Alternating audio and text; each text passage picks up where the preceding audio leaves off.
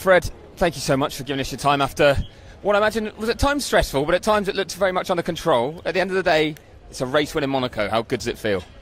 Yeah, it's a great feeling for sure, and it was under control from lap one. But now the risk in this situation is to try to push too much or to try to lose a little bit the control because you want to get more, and you have nothing to get more than the win.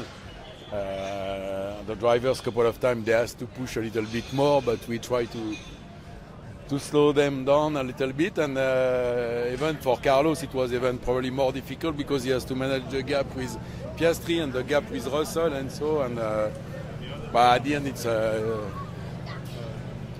It's Lando Norris interrupting proceedings with a can of water. I must admit. Sorry. That's okay. Yeah. No, I know. Sorry, what was the question?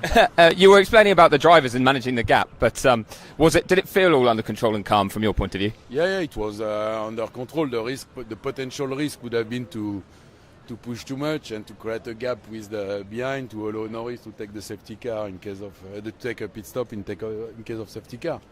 But honestly, that we had a decent pace when Charles.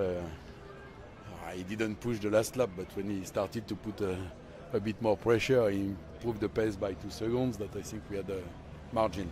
Well, firstly on Charles, just how happy are you for him? Because obviously his home race, it must be a really big deal for him to get it over the line. You weren't here when they failed to win from pole, but it must have been hanging over the team a little bit. No, yeah, for sure that it's a huge release on the shoulders of everybody. First, I'm thinking about Charles because I think he had the question every single year. And then this year, what will happen? Blah blah blah. And we'll have a Charles post Monaco and before Monaco, I think.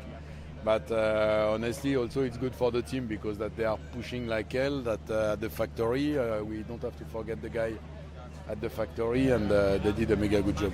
Well, speaking of gaps earlier, Charles is now 31 points behind Max, but for you, as a team, you're within, I think, less than 30 points of Red Bull. Just how much is that down to both drivers? Honestly, we have 17 races to go, or 16, I don't know.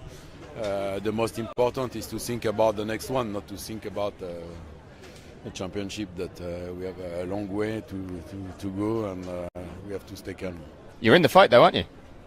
Yeah, but we were in the fight the last 3 or 4 races that we won in Melbourne, then Miami we have everybody in 6 seconds, Imola also, that the fight is there.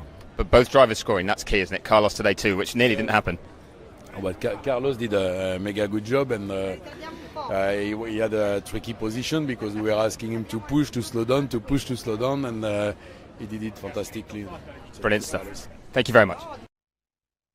Yeah, he cut you off quickly, Chris, when you tried to go there about them catching Red Bull in constructor standings. But look, all hats off to Fred Vasseur because what he's accomplished right now. I mean, somebody commented earlier, I think, on social about no Ferrari strategy errors.